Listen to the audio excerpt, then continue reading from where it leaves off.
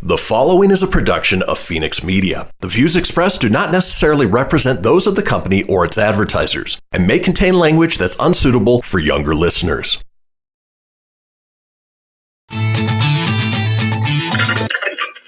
it up, fuzzball.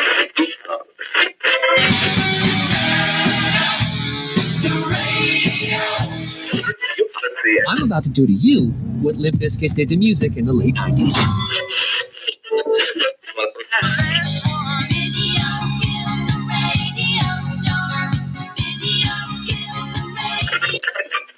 Surely you can't be serious. I am serious. And don't call me Shirley. Here goes the last DJ. Gentlemen, I wash my hands of this weirdness.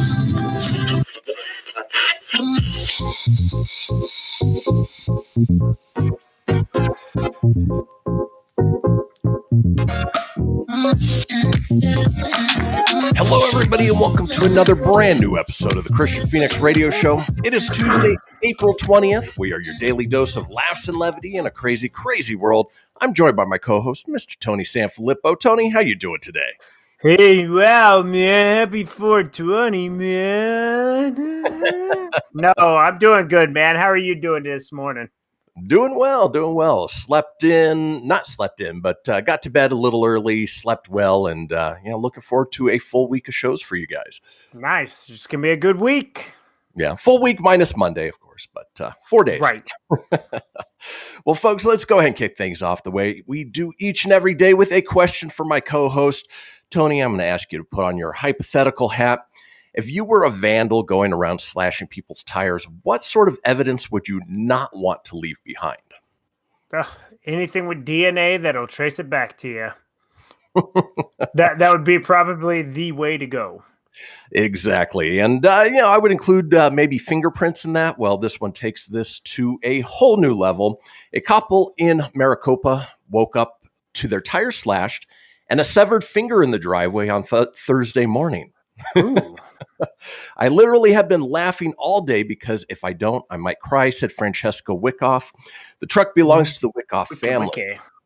Wickoff, a former volunteer firefighter and EMT, has the stomach for this sort of thing. It's practically comical. You would think that if you're going to go to the hospital, especially if you just severed your finger, that you would take said finger with you, said Wickoff.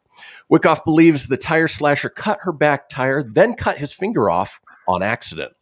We assume it happened at 10:30 last night because we had our neighbor that lives next to him heard a loud scream and then a car speeding off, said Wickoff. The Maricopa mother believes the finger belongs to her neighbor because they argued with him the night before and a trail of blood leads to his house. I'd say that's pretty good evidence. I don't find joy in anybody hurting themselves. However, karma has a good way of working itself out, said Wickoff.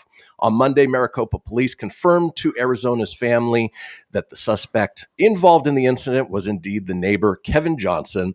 He has been charged with criminal damage, assault, threatening, and intimidating, and disorderly conduct. So, if you're going to go vandalize, if you're going to go do some shady stuff, maybe don't leave body parts behind. Yeah, that'd be a really good thing of what not to do. Run, bitch! Run! Trail of blood leading back to the house. I would say it's pretty clear cut. Pretty clear not to do that. So right, and pardon the pun with the clear cut. So yeah. Oh man, I could only imagine. You think you're just gonna simply slash somebody's tire and you end up chopping a finger off. That is truly karma at work. Absolutely. Oof. What an idiot, man. What an idiot. Which is why we do these stories, because we love finding the hilarious in the ridiculous, I guess. Yeah. All right, folks. Well, it is Tuesday. We've got a wonderful show lined up for you all today. Let's talk about today's show, shall we? It's Taco Tuesday! It is Taco Tuesday, and as we do on Tuesdays, we've got Animal Tales, sponsored by roughriders.org. We've got a segment called Actor Portrayals. Our call-in topic today is, it's 420. It's Wacky Tobaccy. We want to have stories from you guys of the silliest things you've done while partaking in this holiday. We have a segment called Marketplace Blunders. Boy, that's hard to say. Marketplace Blunders. We round out the day with This Day in History, and up next is Tony with the entertainment news. Folks, do not go anywhere. We will be right back.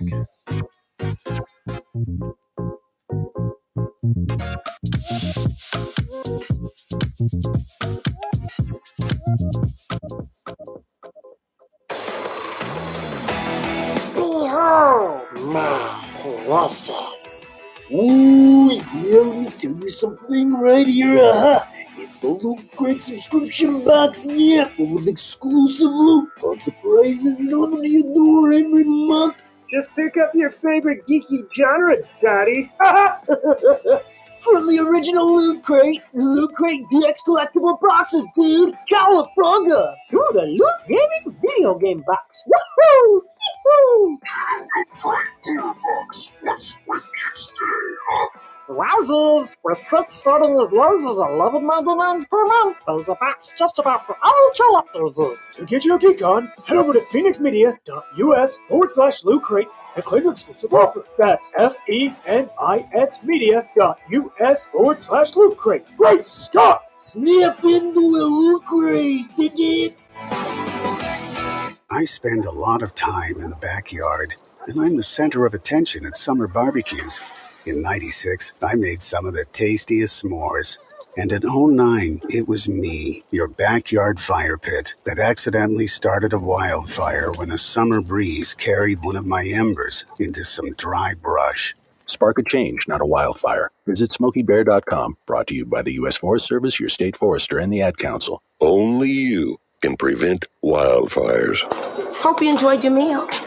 And I just want to say, he's lucky to have a brother like you. Lucky? Caring for my brother is far from easy. But he's a part of me, like my arms and legs, so I'll be his. No time for tired. Nothing can disable this love. He needs me, but I'm the lucky one, even though I need help now and then. If you're caring for a loved one, visit aarp.org/caregiving for care guides and community. Support for your strength. Brought to you by AARP and the Ad Council. What if I told you that a tornado was going to happen tomorrow, right where you live? That it would touch down at exactly 3:17 p.m., and I told you the exact path it would take. You would, of course, prepare. You would talk with your loved ones, and you'd make a plan today.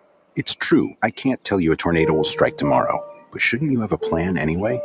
Go to ready.gov/communicate and make your emergency plan today. Don't wait. Communicate. Brought to you by FEMA and the Ad Council. This is Mario Andretti.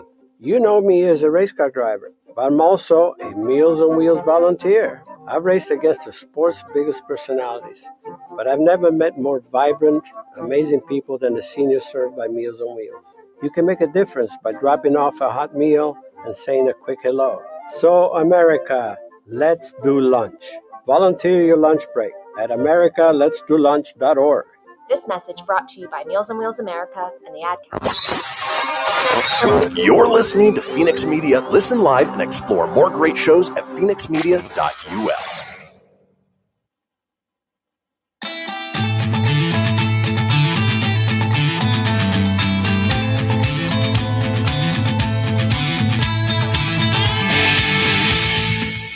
Get everything you need for the Kristian Fenix Radio Show over at phoenixmedia.us or on Facebook at facebook.com/Fenix Media Radio. Now back to the show. And we are back, folks. This is the Kristian Fenix Radio Show. We've got a little thing we talk about each day. It is the Fenix Line, our 24-hour day, 7-day-a-week voicemail line, giving you guys the opportunity to chime in on anything whatsoever. Maybe you lost a body part while vandalizing something. We want to know about it. Give us a call at 855-FENIX-RADIO. That's 855-FENIX-RDO or 855-336-4973. All we ask is that you keep it entertaining. We'll compile those together, put them out in a future show. Now it is the second segment of this show, and that means Tony is here with the entertainment news.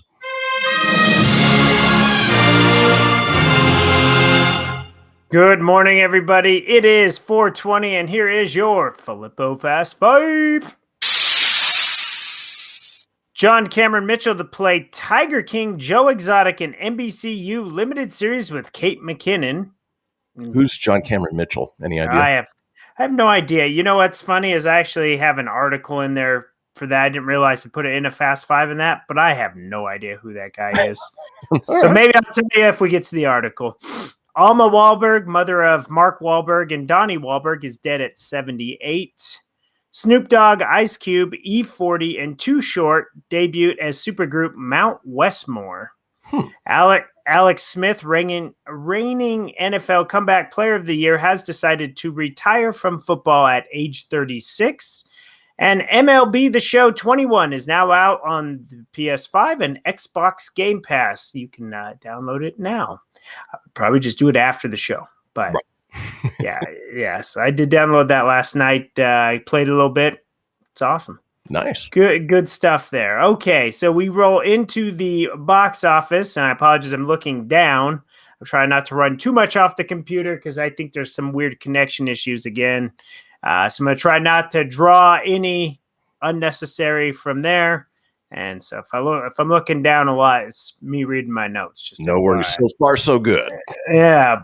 So this weekend, the legendary battling behemoths continued throwing hairy punches and blasting atomic breath for a third weekend as Godzilla vs. Kong remained at the top of the box office with an estimated 7.7 million.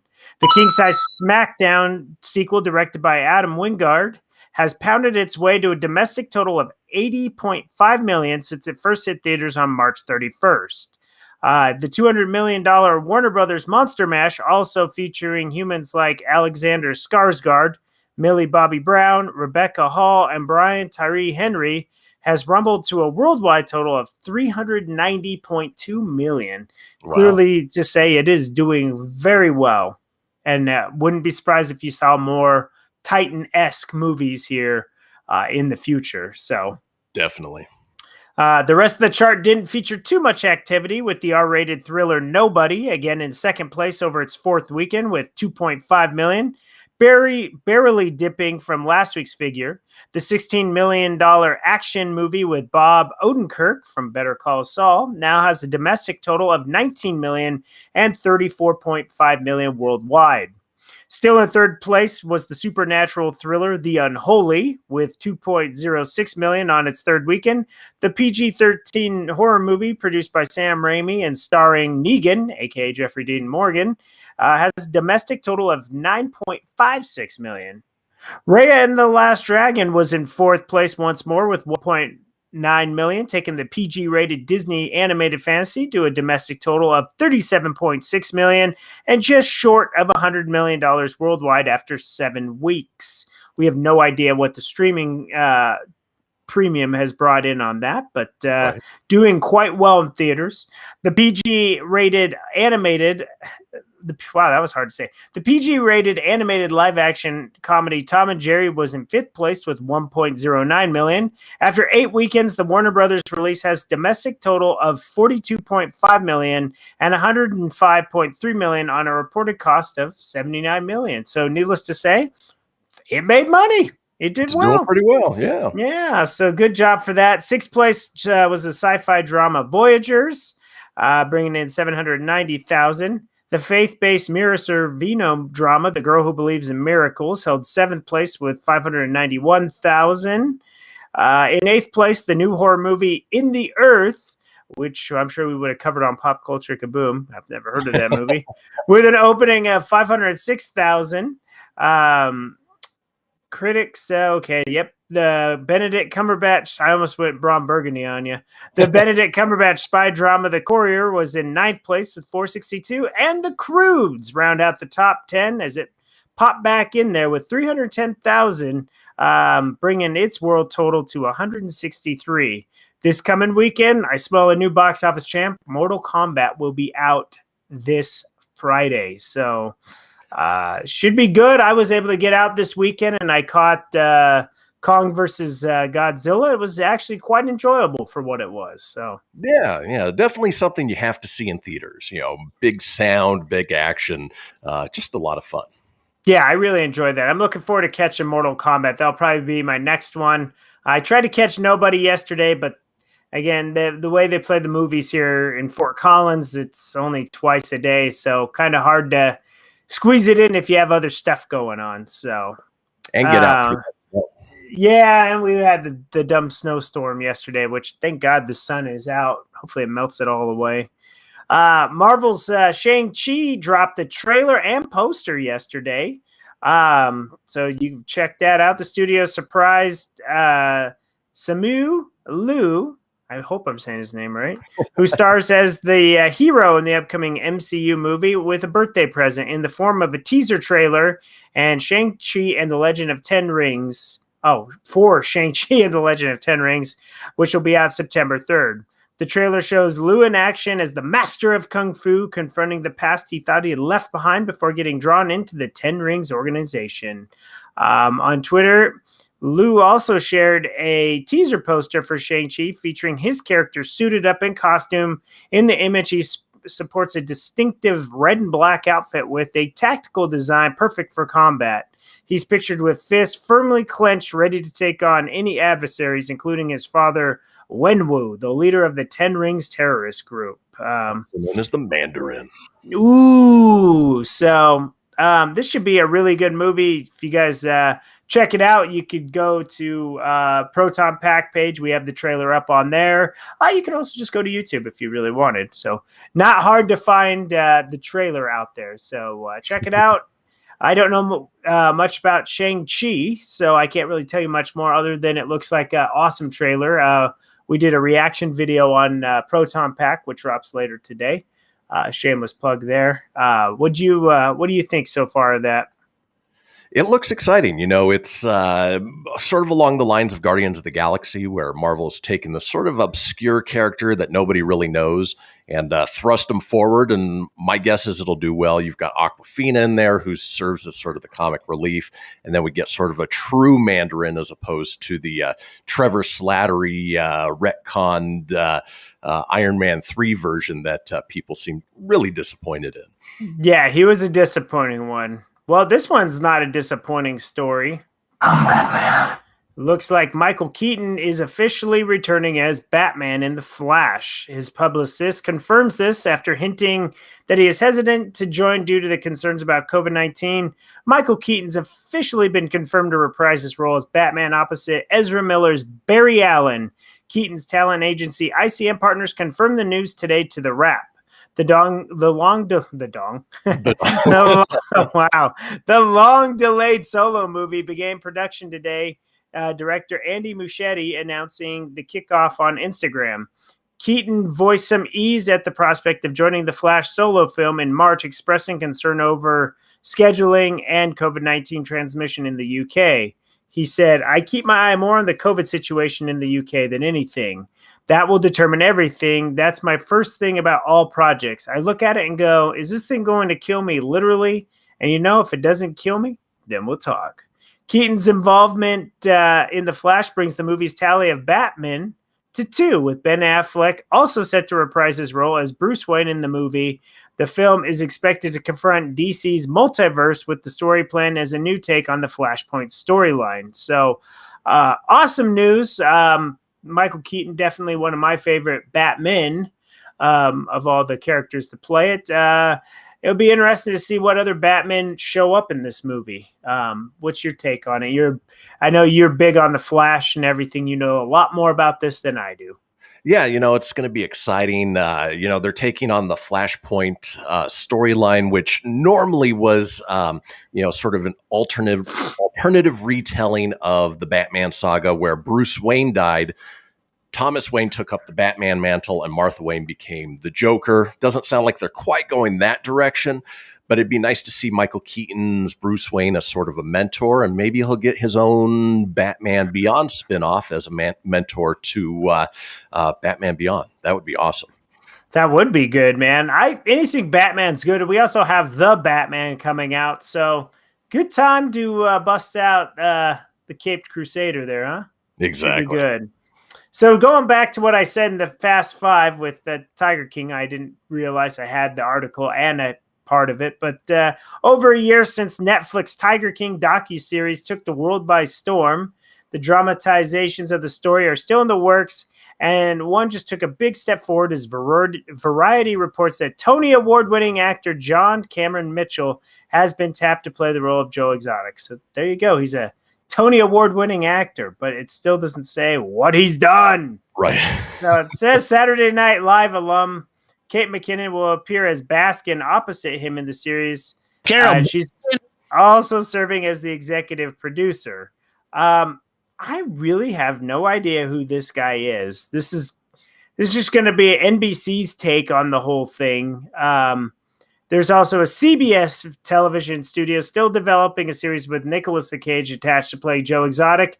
My take at this point, I kind of feel like the whole Tiger King thing is coming on. I feel the 15 minutes of fame have hit, and it's just done. I have no interest in seeing either one of these. I just don't.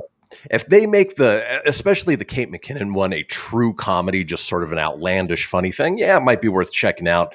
But I'm not looking for a biopic. I watched the entire Netflix series. I don't need more of true life. I would more like to see, something a little over the top. Yeah, absolutely. So John Cameron Mitchell was most famously, he was known for Hedwig and the Angry Inch, whatever that was. That's what it says, Hedwig and the Angry Inch. That can't be what it's called, is it? It is, yeah. I think it's a Shakespearean play. No, I don't know, but he's Hedwig, so okay. I'm still not familiar with John Cameron Mitchell, but today we are a little more familiar. Oh man. And then it's official. Mudvayne, the band Mudvayne, is reuniting for the first time in 12 years. One of the most creative and distinctive bands in aggressive music world, has announced that it's returning after 12-year hiatus. They'll be performing at all 4 Danny Wimmer Presents U.S. festivals in 2021. Incarceration Music and Tattoo Festival. They'll be the headliners, which is in Ohio. Louder Than Life in Kentucky. Aftershock in Sacramento, California. And Welcome to Rockville in Florida.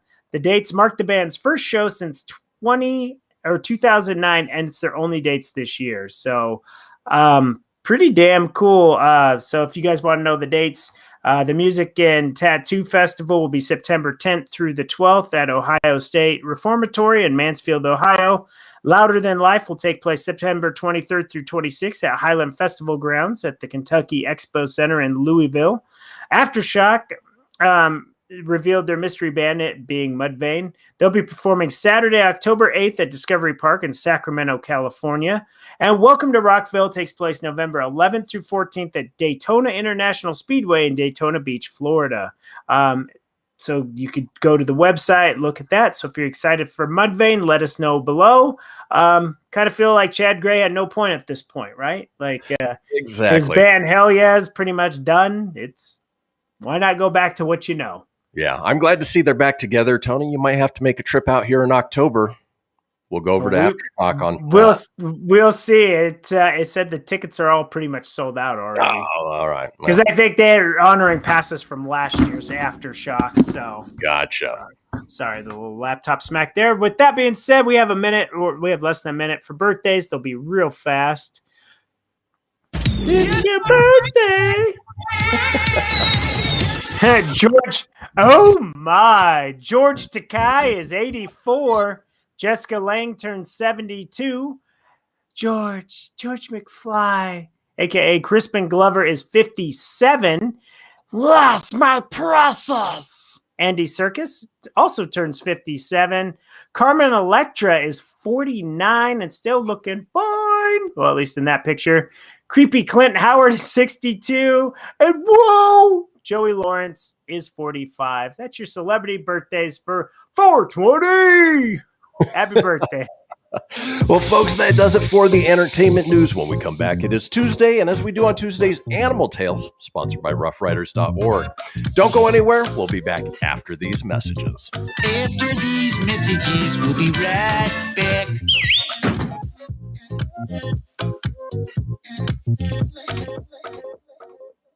Okay, what are you wearing right now? Nothing. That's right. So mommy's going to teach you how to dress yourself. Underwear always comes first, name tag at the back, then pants, then shirt. Get the first button in the right hole or you have to start all over. Socks going first, then shoes, right on right, left on left. With shoelaces, just take the ends, cross them over, switch the loops, the rabbit goes down the hole, pull tight, and you're left with bunny ears. Got it? Why are your pants on your head? Most parenting's hard to do in just 2 minutes. But 2 minutes twice a day making sure they brush their teeth is easier, and it could help save them from a lifetime of tooth pain. Visit 2min2x.org to find out more. A message from the Partnership for Healthy Mouths, Healthy Lives, and the Ad Council. This message is for all of you sitting in the passenger seat. And apologies if it gets a little uncomfortable. But how does it feel to be at the mercy of someone who thinks a random text is more important than your life? Someone who takes their eyes off the road while speeding along in a 3-ton hunk of steel. Freaky, right? Well, why not just ask them to stop? Or better yet, volunteer to text for them. It might be a little awkward, but believe me, you'll live. Learn more at StopTextStopWrecks.org. Brought to you by the Ad Council and the National Highway Traffic Safety Administration. We are live outside the home of Joe and Rosie Goddard, where a pretty big tickle fight broke out just minutes ago. Sources say their father instigated the laughter. Let's go inside for a comment. Apparently, they have no comment. Dads, let this be a reminder that it only takes a moment to make a moment. Call 877-4DAD-411 or visit fatherhood.gov. Brought to you by the U.S. Department of Health and Human Services and the Ad Council. How's it going? I'm having a stroke. Are you going to shake my hand? I'm having a stroke. Wow, you're not even moving your arm. I'm having a stroke. When someone is having a stroke, they may not be able to say it with words, but their body language will tell you loud and clear. Look for FAST. F, face drooping. A, arm weakness. S, speech difficulty. T, time to call 911 immediately. Know the sudden signs. Spot a stroke fast. Visit strokeassociation.org. Brought to you by the American Stroke Association and the Ad Council. Hello, Kubo. What have you got planned for today? Come on, this way. Adventure can be found anywhere, but the best place to start is in the forest. It's the most powerful magic there is. Head outside to discover incredible animals. Wow. And beautiful plants that come together to create an unforgettable adventure. So grab your loved ones and explore a world of possibilities. Visit discovertheforest.org to find the closest forest or park to you. Brought to you by the Ad Council and the U.S. Forest Service. My teacher said that we should have a plan in case of an emergency. Do we have one? First thing I'm going to do is grab a flashlight with dead batteries. I'm going to start randomly throwing clothes in the bag. You two will be hiding in the closet and Dad won't be able to find you. And that's when we both start crying. Uncontrollably. Can you pass the cutlets? Winging it is not an emergency plan. Make sure your kids know what to do during an emergency, who to call, where to meet, what to pack. Search Ready Kids at nyc.gov or call 311. Brought to you by the New York City Office of Emergency Management and the Ad Council. You're listening to Fenix Media. Listen live and explore more great shows at phoenixmedia.us.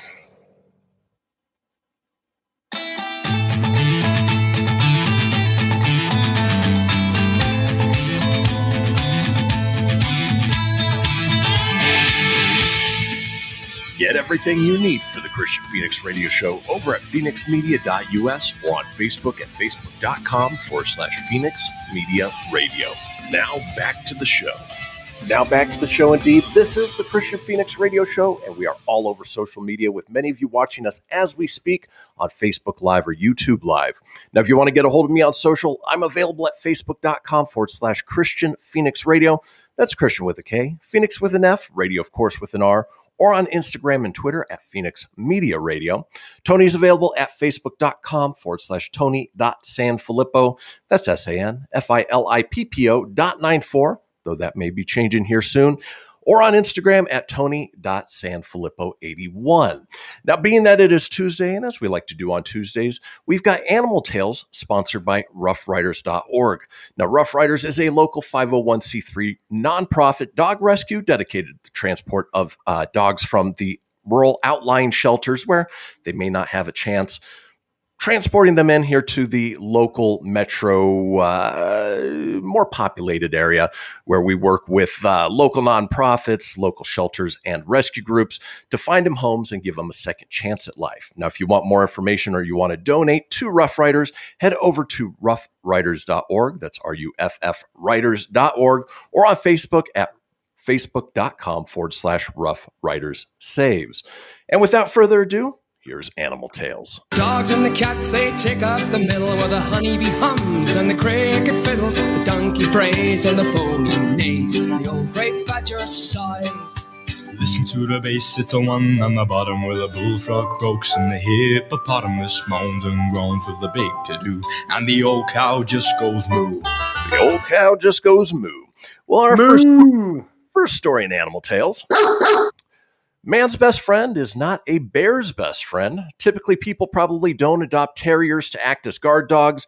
Well, that didn't stop two terriers from protecting their California home from an unexpected intruder, a brown bear. Dee Dee Mueller was taking a nap on Sunday when one of her dogs suddenly ran out of the room and started barking, the Sacramento Bee reports. The woman's other dog, also a terrier, quickly followed after the first, also barking. Mueller was unaware of it at the moment, but a brown bear had wandered into the house through an open door. Fortunately, the two dogs apparently scared off the larger animal. The incident was caught on camera by Mueller's security system. In the footage, which she uploaded to YouTube, the bear can be seen entering the house through a back door after taking a drink from one of the house's fountains. The bear slowly walks around the kitchen, spending a lot of time near the fridge. At one point, the bear appears to react to something off camera, then exits the house. The two dogs then appear and charge at the bear towards the exit. The bear then stands in the backyard for a second, looking back in on the house. Fortunately, the two terriers stood their ground and the bear decided to leave without a fight. On YouTube, Mueller wrote, "Young bear visited our Pasadena hillside home and ventured into the house through an open kitchen door. Our two small terriers, Squirt and May May, said no." Squirt. May May is where I was going to laugh at. And I'm going to post this on our Facebook page for you guys to check out. But there is the full video of the bear being chased out. And luckily, it ended well for pretty much everybody. Could you imagine waking up from a nap, walking into the kitchen, and all of a sudden there's a bear in the middle of there? Right. You're like, whoa. That would be terrifying. I saw one, I think I saw a video last week in Florida. There was, they walked in the kitchen and there was not a big gator, but there was like a medium-sized alligator just sitting there in their kitchen. Oof. And it's like, nope. Yeah, no thanks. I'm out. I would call animal control so fast. Yeah, you're like, hey, guess what? You got the best job. Come get this thing out of here. Well, let's move on with our next story in Animal Tales. Well, Tony, add frogs with claws to the list of usual animals you might find in Florida. Frogs with claws? Yeah, sounds like a Dr. Seuss book. Ow, frogs with claws? Ow. Residents may soon be facing off with another invasive pest as the non-native, boy, they did not hyphenate that right. The non-native tropical clawed frog has been identified in the Tampa area. The African amphibian threatens to unbalance the state's fragile aquatic ecosystems as the invasive frogs compete with native species for food and other resources. The tropical clawed frog invasion represents yet another disturbance to Florida's aquatic ecosystem, particularly those in southern Florida, which are already vulnerable due to habitat destruction, pollution, invasive species, and disease, said Christina Romagosa, a University of Florida research assistant, professor of wildlife ecology and conservation. A Tampa resident found unusual frogs on her property in 2014. At the time, researchers believed that animals were African clawed frogs. But new research from the University of Florida shows the amphibian was instead the tropical clawed frog, also known as the western clawed frog. This marks the first report of the species of frog outside the native range in West Africa.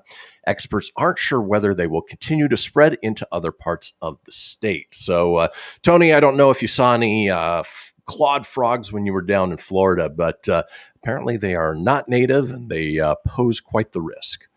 I did not see one. I don't even know what one looks like. I'm going to Google that just for fun. Well, if you want to know, and if you wait till after the show, again, I'll be posting these on our Facebook page so you guys can enjoy the look of the dangerous clawed frog. And it's basically the front arms are very tiny and the back ones have, well. Yeah. Yeah. Okay, yeah, it looks okay. It just looks like another frog is all it looks like. Right. It's just a weird-looking frog. Yeah, no harm to humans. I think it's edging out some of the more native species that are there.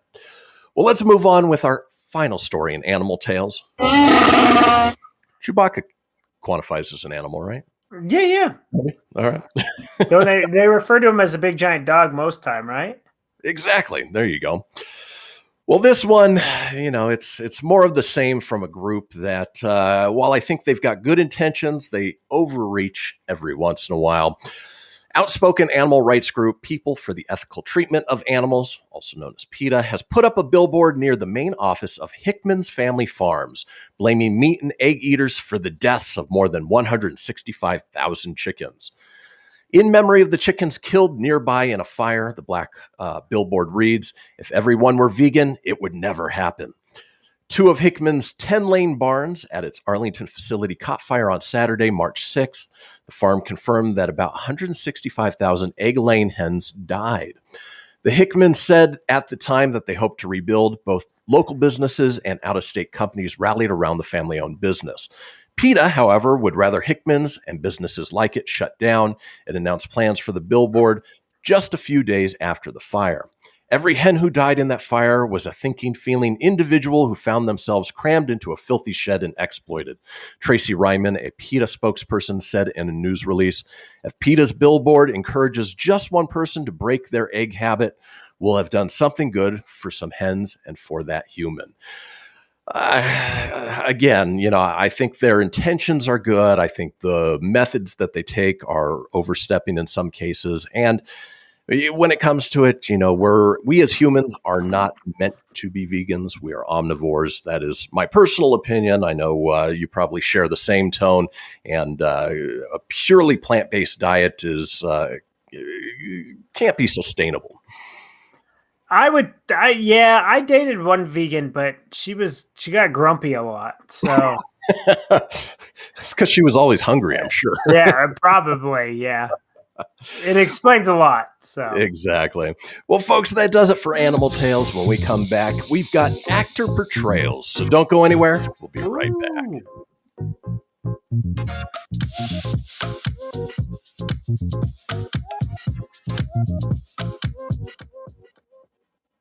This is Mario Andretti.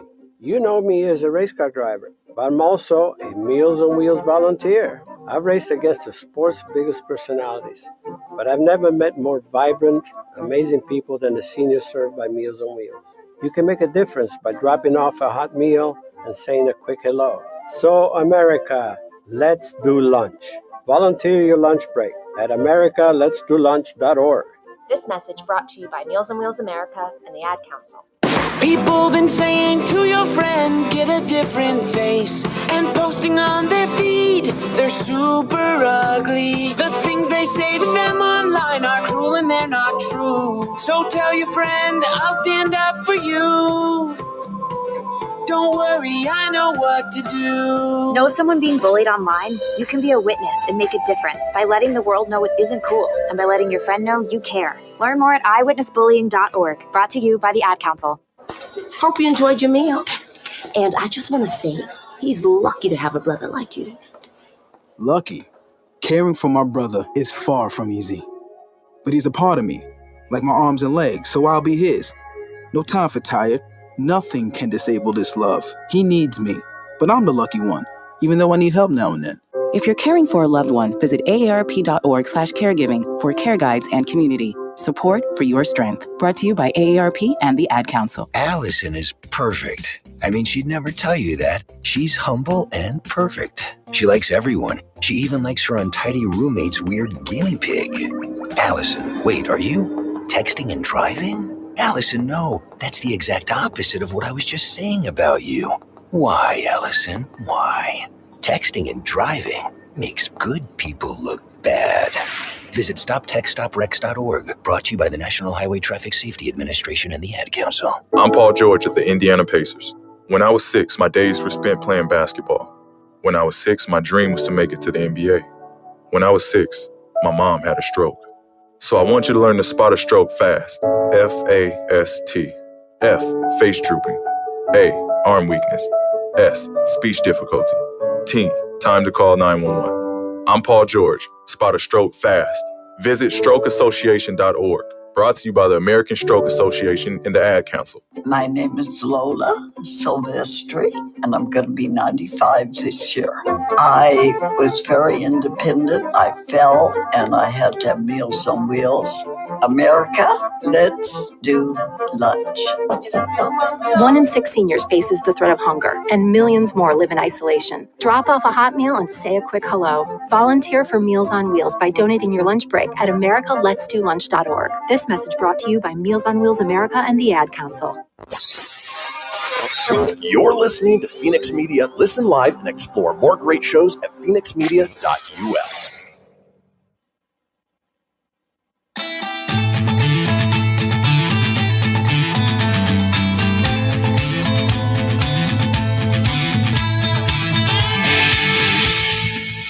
Get everything you need for the Kristian Fenix radio show over at phoenixmedia.us or on Facebook at facebook.com/Fenix Media Radio.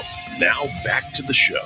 And we are back, folks, to the final segment of the first hour, at least, of this episode of the Kristian Fenix radio show. But do not fret, there is still plenty ahead with our second hour, including our call-in topic of Wacky Tobaccy. Now, if you missed a portion of the show or you want to go back and catch up on any of the previous shows, it's easy enough to do so.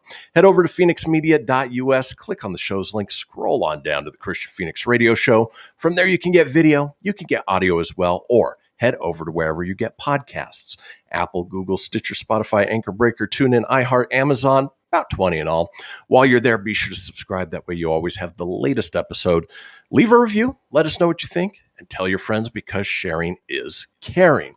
Now, in the segment that I've titled Actor Portrayals, we're going to be talking about 13 people, well, if we get to all 13, in real life who weren't fans of the ways that they were portrayed in movies or on TV shows. These are everything from people in biopics to real life stories where they were maybe a supportive character, but maybe it wasn't quite what people were expecting. So, you know what? Let's go ahead and roll on through with these actor portrayals. Acting! First one on the list. You like that little John Lovitz clip? Yeah. Acting! Well, it's no surprise that, Mark Zuckerberg was not a fan of his portrayal in The Social Network. Facebook CEO Mark Zuckerberg has been open about his disappointment with Aaron Sorkin's 2010 retelling of the founding of his website, commenting that the film, quote, made up a bunch of stuff that I found kind of hurtful. He was particularly disturbed by the idea that he was motivated to create Facebook to improve his dating life following a breakup. Zuckerberg pointed out that at the time the movie was set, he was already dating his now wife, Priscilla Chan, and that he was motivated by the desire to create rather than romantic pursuits. However, he also acknowledged that the changes were most likely due to the fact that the realities of writing code are not exactly film-worthy. The one aspect of the film Zuckerberg didn't take issue with, his character's wardrobe. He commented that, quote, every single shirt or fleece they had in that movie is actually a shirt or fleece that I own.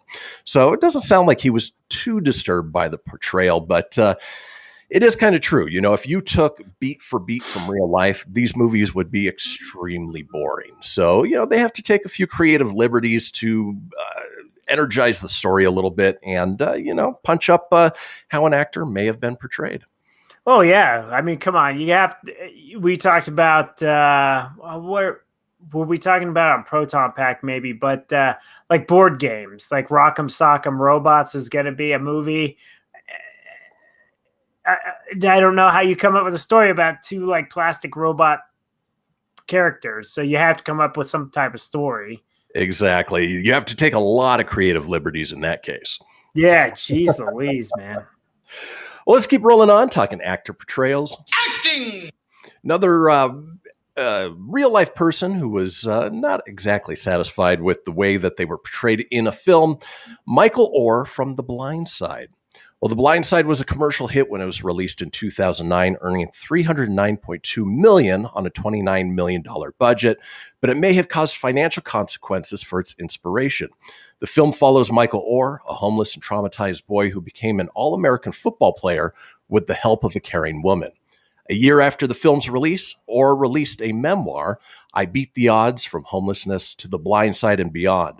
In it, he criticized the film's depiction of him, writing that it felt, quote, portrayed me as dumb instead of as a kid who had never had consistent academic instruction. Oher also points out that, contrary to his fictional counterpart, learning about football from his adoptive family, he educated himself about football in childhood. In 2015, Oher said that he believed the film's depiction of him hurt his athletic career. Did you enjoy that movie, Tone? What did you think? I did like it. I only watched it one time. I enjoyed it. I didn't think it was that. I thought it was a good, dramatic, like, feel-good story, and the fact that he really got to make it to the NFL, and I don't think you can blame that movie on your career, dude. That's up to you. Yeah, you're going to go as far as you want to go, not because of what some movie portrayed you as. Like, you're the guy playing the game. Ball's in your court, bud. Exactly. Well, let's keep moving on. We're talking actor portrayals. Acting! People in real life who weren't satisfied with the way they were portrayed in film or TV. Another one that I forgot actually was based on real life, Patch Adams. Well, from Patch Adams. In this 1998 biopic starring Robin Williams as the titular doctor, whose unconventional approach to healing includes a patient-first approach and a heavy dose of humor. However, the actual Patch Adams was not amused by the actor's take on his life and work. During an interview, Adams commented that following the movie's release, quote, there wasn't a single positive article about our work or me, and that his portrayal as simply a funny doctor inadequately captured the wide scope of his humanitarian and medical efforts. The famed film critic Roger Ebert even claimed that the first thing the real Adams said to him was, I hate that movie. Despite these criticisms, Patch released a warm statement about Williams after his death, thanking the late actor for his wonderful performance of my early life. It was a good movie. It was heartwarming. I don't know much about the real Patch Adams, so I couldn't contrast or compare, but I don't know. I think Robin Williams did a good job. Yeah, that's the one where he had the red nose, right? And exactly. He was the doctor. Okay, Yep. All right, moving on. Talking actor portrayals. Acting! People in real life who didn't care for their on-screen personas. Another one is Ray Manzarek, also from The Doors and the movie The Doors. Well, Jim Morrison, the lead vocalist of The Doors and the central figure of this 1991 film, died 20 years before it was released, but his surviving bandmates were less than impressed with its depiction of both themselves and their leading man. Keyboardist and band co-founder Ray Manzarek commented that director Oliver Stone, quote, assassinated Jim Morrison by portraying him as a violent, drunken fool. Though he thought the actors delivered fine performances and the recreations of the band's concerts were adequate, Manzarek dismayed over Stone's failure to capture the band's guiding philosophy. Instead of showing a band based in idealism and the 60s quest for freedom and brotherhood, Stone's vision relied on madness and chaos. Have you seen the Doors, Tom? The Oliver Stone? No, I think I remember seeing I know what the box art looks like and stuff, but I don't think I ever watched it. It was a good movie. You had Val Kilmer who played Jim Morrison. It was a good biopic. And again, it was one of those things where they had to sort of punch up the storylines where, while his life was really kind of that crazy, they still needed to make an interesting movie out of it. Oh, absolutely. But it wouldn't be if it was all like you said, you got to add some spice to it for sure. Exactly. Well, let's keep moving on, talking actor portrayals. Acting! People in real life who didn't care for their on-screen portrayals. Another one was Steve Wozniak in the movie Jobs. Well, Jobs, directed by Joshua Michael Stern, was the first of two major Steve Jobs biopics produced in the 2010s. It was also Apple co-founder Steve Wozniak's least favorite. Wozniak would go on to consult on 2015's Steve Jobs, but when he received a similar offer from Jobs, he turned it down after reading the script and deciding it was, quote, crap. He even went to the trouble of reviewing the movie himself for Gizmodo. In the review, he rejected star Ashton Kutcher's claim that he was critical of the movie due to his financial stake in its competitor and pointed out several discrepancies in his and Jobs' characterization. Now, I didn't see either of the two Steve Jobs movies, but I think they'd be fun to go back and watch. Yeah, definitely. It'd be see if they hold up. I never watched them. I just knew the one that Ashton Kutcher was in, but yeah, I didn't know they did too. Yeah, that's the one they're talking about here. I forget who starred in the other one. I don't remember. It'll come to me. It's one of those that did you ever? It's not one of those movies like that we go rush out and go see. So exactly, biopics overall, not a huge fan of unless it's a person that I'm, really enjoy. I think the last one I really saw was Bohemian Rhapsody. Oh, that one was a really good one. Yeah. Maybe Wozniak wasn't happy because Josh Gad played him in that one. Olaf. Yeah, Olaf. Olaf! Well, let's keep moving on, talking actor portrayals. Acting! More people in real life who weren't fans of their actor portrayals. For instance, Art Howe from the movie Moneyball in this 2011 sports drama, quote, "No one comes off more poorly than Art Howe, the former athletics and Matt's manager." The Art Howe of Moneyball is positioned as a stubborn antagonist to hero Billy Bean's innovative statistics-based approach to the game. Naturally, Howe took offense to this portrayal. Howe believed that neither the film nor the book it was based on properly portrayed his perspective, and that it's, quote, "disappointing that most people who don't know him personally will assume he is like his on-screen counterpart." He also said that if he ever sees Bean again, he expects an apology. It's you got to apologize, man. Yeah, and you got to have a villain to the movies. It's just the way it goes. Definitely. It was Michael Fassbender that played Steve Jobs in Steve Jobs, and Seth Rogen was Steve Wozniak, and that had Kate Winslet, Jeff Daniels. I had a pretty big A-list cast for that one. That's right. Haven't seen either of them, but that's the way it goes. Well, that one's on Netflix if you want to watch it. Oh, all right. And then finally here in actor portrayals. Acting! People in real life who didn't like their on-screen versions. You had David Letterman and his take on The Late Shift. Well, David Letterman hated HBO's 1996 made-for-TV movie about his and fellow comedian Jay Leno's battle for a dream gig, hosting The Tonight Show following Johnny Carson's retirement. John Michael Higgins, who played Letterman, spoke in 2009 about the struggles of portraying such a powerful figure in the industry, noting that he was once booked as a guest on Letterman's show, quote, "only to get bumped without explanation."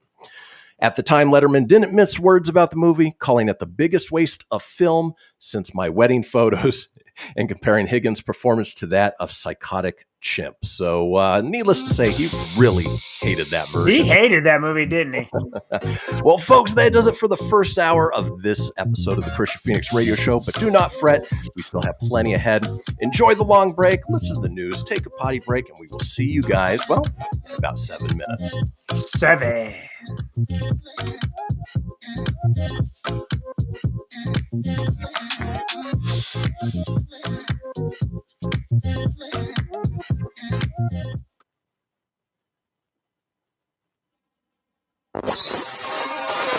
You're listening to Fenix Media. Listen live and explore more great shows at phoenixmedia.us. Hamilton was adopted from a rescue in 2008. He really likes to be around people. I get out my mat and I'm doing a downward dog and he's underneath. He's quite the pug about town. He gets invited to a lot of parties. He knows he's a pretty big deal. Look at this little face. How could you not love him? Hamilton the Pug, Instagram star, and Shelter Pet. Amazing adoption stories start in shelters. Visit theshelterpetproject.org to find a pet near you. Brought to you by Maddie's Fund, the Humane Society of the United States, and the Ad Council. You make sure his toys don't have any sharp edges. You taught her what to do when the smoke alarm goes off. You do so much to keep your child safe. But are you using the right car seat for your child? Car crashes are a leading killer of children ages 1 to 13. Protect your child's future at every stage of life. For information on the right seat for your child, visit safercar.gov/the-right-seat. A message from the National Highway Traffic Safety Administration and the Ad Council. So you see, son, good manners are important. Should I go through it again? Yes. Yes, please. Yes, please. Exactly. Always say please, thank you, you're welcome, and excuse me. Sit up straight, hold doors open, don't speak with your mouth full, keep your elbows off the table. Share your things, play nice, and generally treat others the way you'd like to be treated. Got it? Got it. And stop picking your nose. Most parenting is hard to do in just 2 minutes. But 2 minutes twice a day making sure they brush their teeth is easier, and it could help save them from a lifetime of tooth pain. Visit 2min2x.org to find out more. A message from the Partnership for Healthy Mouths, Healthy Lives, and the Ad Council. I'm a retired school psychologist, and helping people was my thing. After my stroke, when Meals on Wheels started, I was on the other end of the stick, so to speak. My name is Julius Gaines, creative writer, poet, photographer. 1 in 6 seniors faces the threat of hunger, and millions more live in isolation. Drop off a hot meal and say a quick hello. Volunteer for Meals on Wheels by donating your lunch break at americaletsdolunch.org. This message brought to you by Meals on Wheels America and the Ad Council. You're listening to Fenix Media, the multiverse of pop culture entertainment. To explore our complete lineup of quality programs, head over to phoenixmedia.us or like our Facebook page at facebook.com/Fenix Media Radio. From Feature Story News in London, I'm Chris Jones. UK Prime Minister Boris Johnson has held emergency talks with the country's Football Association and the Premier League, as well as fans' representatives, to discuss the proposed European Super League. The competition, described as ludicrous by the UK's Prime Minister, would include 12 founding members, 6 of which are English clubs. Benji Hire has more from London. A dozen elite teams in a breakaway tournament pushed through by ultra-rich, mostly foreign owners. It's an idea largely loathed by football fans that could spell the end to the sport as we know it. Prime Minister Boris Johnson says he's horrified and insists he's going to do everything he can to make sure it doesn't go ahead. The Premier League clubs not included in this new venture are due to consider their response too, following widespread condemnation that the competition would actually stifle competition, all for financial reward. Meanwhile, UEFA, European football's governing body, warns the players of the clubs concerned could be denied the opportunity to represent their national teams and threaten to ban them from participation in domestic leagues. Benji Hire, London. US cities are braced for protest as the jury reaches its verdict in Derek Chauvin's case. Chauvin is a former Minneapolis police officer accused of the murder of George Floyd. The US Centers for Disease Control and Prevention has warned its citizens against travel to India, saying that they may be at risk of spreading new coronavirus variants. Rebecca Bunden reports from Mumbai. As India grapples with a resurgence of the virus, which has seen daily new COVID-19 infections hitting a series of record highs, the US Centers for Disease Control and Prevention says that even if citizens have been vaccinated, they should avoid travelling to the country. Health specialists have raised concerns about the spread of a new variant in India. The UK is also imposing travel curbs. From Friday, most people who have travelled from India in the last 10 days would be refused entry unless they are UK or Irish nationals. Rebecca Bunden, Mumbai. And after a huge spike in cases, India is approving an emergency grant of more than $600 billion for the country's vaccine makers, hoping to ramp up manufacturing quickly. Ishan Gerg has more. Rapid vaccination is the only way out of the pandemic, according to experts, which is why the federal government has relaxed the rules for the third phase of the inoculation drive. More than 1 billion people will be eligible for a shot, and companies can sell vaccines in the private market as well.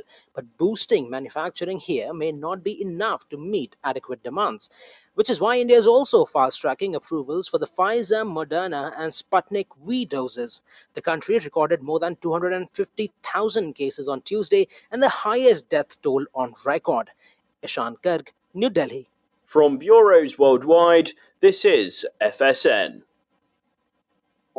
Keyboard Cat, Hamilton the Pug, and Toast Meets World. These are some of the internet's most beloved pets, and they all have one thing in common. Their stories started in a shelter. Start your story. Adopt a dog or cat today. Visit theshelterpetproject.org to find a pet near you. Training that pet to play the keyboard, that's optional.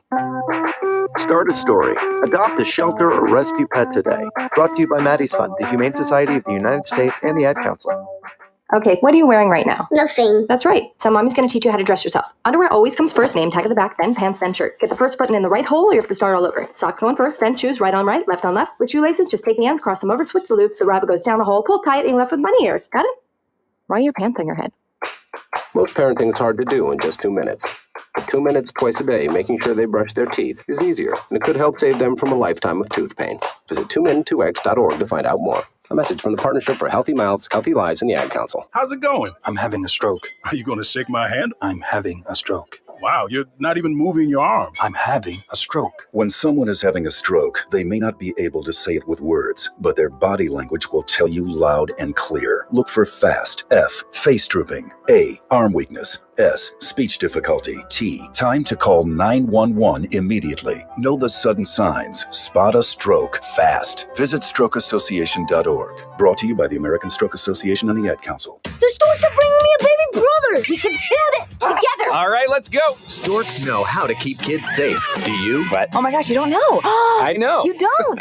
Oh man, you laugh when you're uncomfortable. No. Making sure your child is in the right car seat is one of the steps to safer travel. I will rock this. You will rock this! To know for sure that your child is in the right car seat for their age and size, visit safercar.gov/the right seat. Cool. Very cool. Brought to you by the National Highway Traffic Safety Administration and the Ad Council. The following is a production of Fenix Media. The views expressed do not necessarily represent those of the company or its advertisers and may contain language that's unsuitable for younger listeners.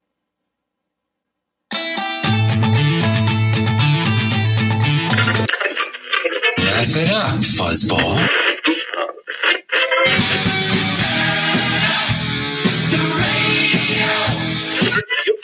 I'm about to do to you what Limp Bizkit did to music in the late 90s.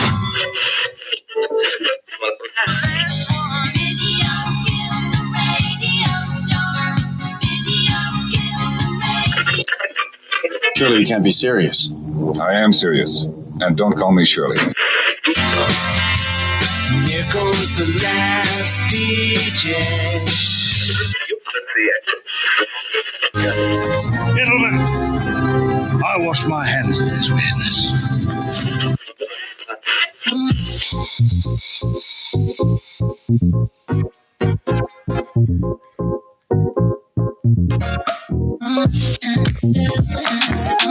Welcome back, folks, to the second hour of this episode of the Kristian Fenix Radio Show. It is Tuesday, April 20th. We are your daily dose of laughs and levity in a crazy, crazy world. Still joined by my co-host, Mr. Tony Sanfilippo.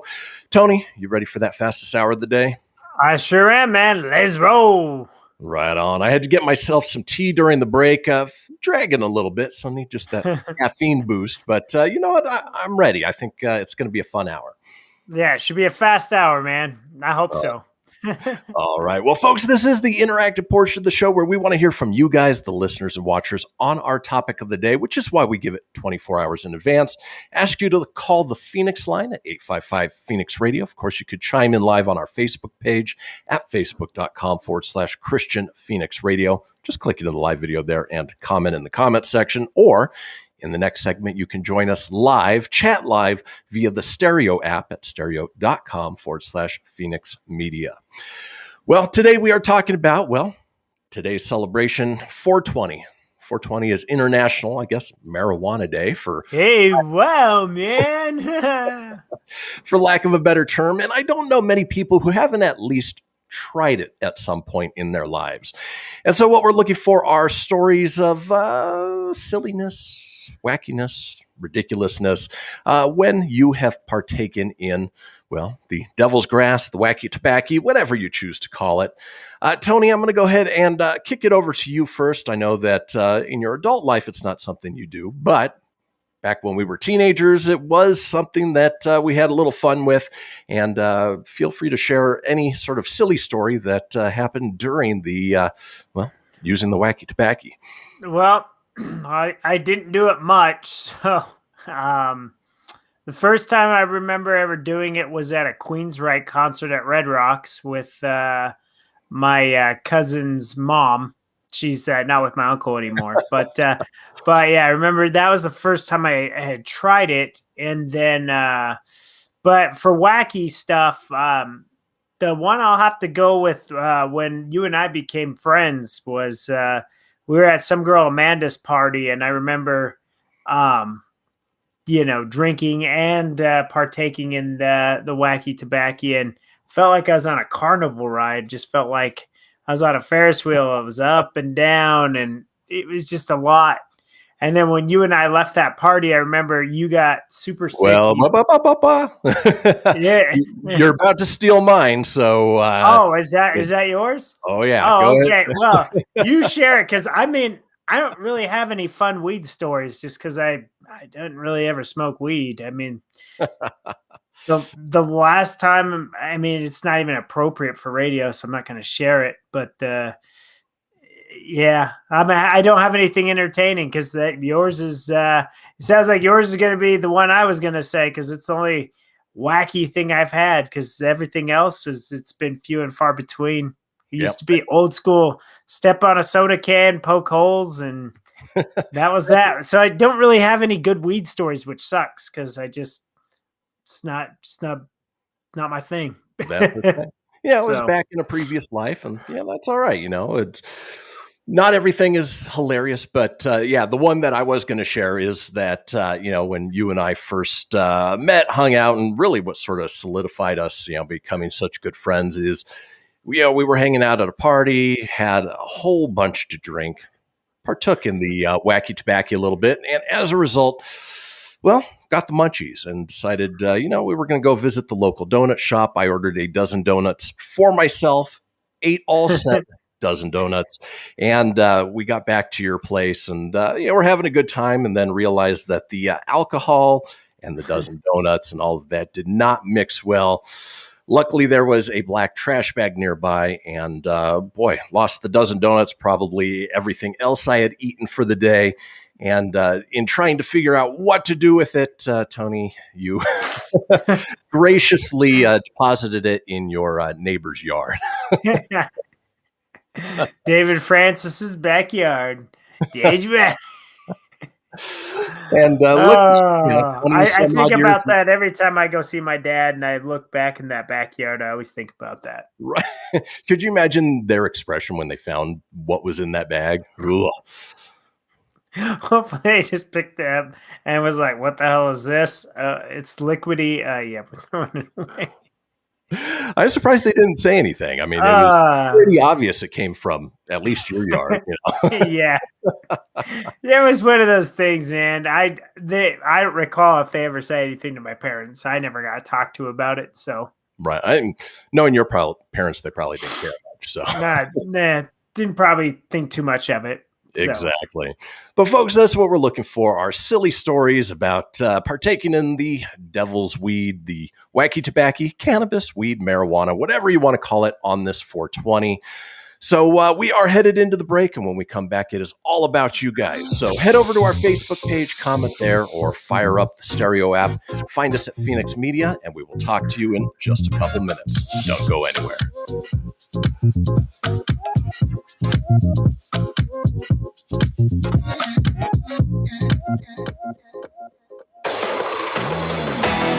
Behold my process. Ooh, yeah, let me tell you something right here. It's the Loot Crate subscription box, yeah, full of exclusive loot, fun surprises delivered to your door every month. Just pick up your favorite geeky genre, Daddy. From the original Loot Crate, the Loot Crate DX collectible boxes, dude! Cowabunga! To the Loot Gaming video game box. Woohoo! Yee-hoo! Wowzers! With crits starting as low as $11.99 per month, there's a box just about for all collectors. To get your geek on, head over to phoenixmedia.us/Loot Crate and claim your exclusive offer. That's FENIX media.us/Loot Crate. Great Scott! Snap into a Loot Crate, dig it? I spend a lot of time in the backyard, and I'm the center of attention at summer barbecues. In '96, I made some of the tastiest s'mores. And in '09, it was me, your backyard fire pit, that accidentally started a wildfire when a summer breeze carried one of my embers into some dry brush. Spark a change, not a wildfire. Visit SmokeyBear.com, brought to you by the U.S. Forest Service, your state forester, and the Ad Council. Only you can prevent wildfires. Hope you enjoyed your meal. And I just want to say, he's lucky to have a brother like you. Lucky? Caring for my brother is far from easy. But he's a part of me, like my arms and legs, so I'll be his. No time for tired. Nothing can disable this love. He needs me, but I'm the lucky one, even though I need help now and then. If you're caring for a loved one, visit aarp.org/caregiving for care guides and community. Support for your strength. Brought to you by AARP and the Ad Council. What if I told you that a tornado was going to happen tomorrow, right where you live? That it would touch down at exactly 3:17 p.m., and I told you the exact path it would take. You would, of course, prepare. You would talk with your loved ones, and you'd make a plan today. It's true, I can't tell you a tornado will strike tomorrow, but shouldn't you have a plan anyway? Go to ready.gov/communicate and make your emergency plan today. Don't wait. Communicate. Brought to you by FEMA and the Ad Council. This is Mario Andretti. You know me as a race car driver, but I'm also a Meals on Wheels volunteer. I've raced against the sport's biggest personalities, but I've never met more vibrant, amazing people than the seniors served by Meals on Wheels. You can make a difference by dropping off a hot meal and saying a quick hello. So, America, let's do lunch. Volunteer your lunch break at americaletsdolunch.org. This message brought to you by Meals on Wheels America and the Ad Council. You're listening to Fenix Media. Listen live and explore more great shows at phoenixmedia.us.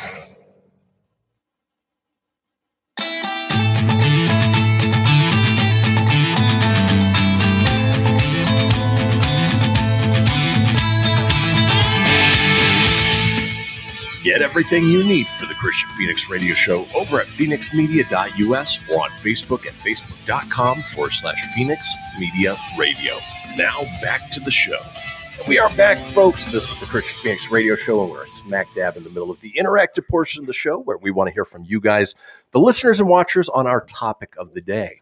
Now, if you do want to chime in, head over to our Facebook page at facebook.com/Kristian Fenix Radio. Click into the live video there and comment, or as we'll do in just a few minutes, we'll fire up that stereo app and we can chat live with you about today's topic, which we're talking about 420. It is 420 today, and, it is the international celebration of all things cannabis, marijuana, wacky tobacco, devil's grass, whatever you want to call it.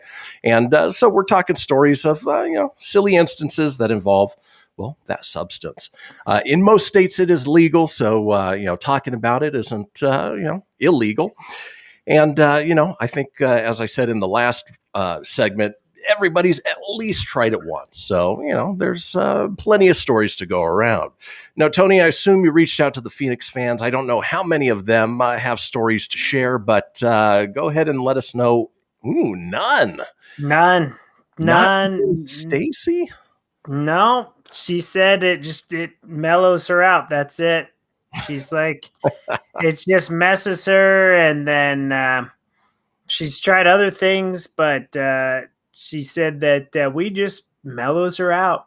That's it. So I don't have too many, I don't know, man. It's I'm sure the radio app or stereo app will give us some interesting ones for sure. But Jamie Ann's never done it.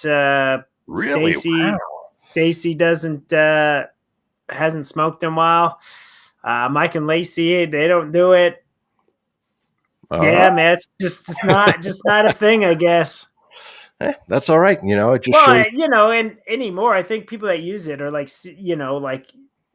you have back problems, issues, they use CBD oil or stuff like that. So it's not really anything wacky, crazy stories. It's right. Not a lot of people using it recreationally, or at least when it was illegal, it was one of those things that you had to sneak around to do, and people were a little more fast and loose with it then, as opposed to now, where it's just sort of an everyday occurrence for most people. The banter is kind of funny back and forth between Mike and Lacey, though.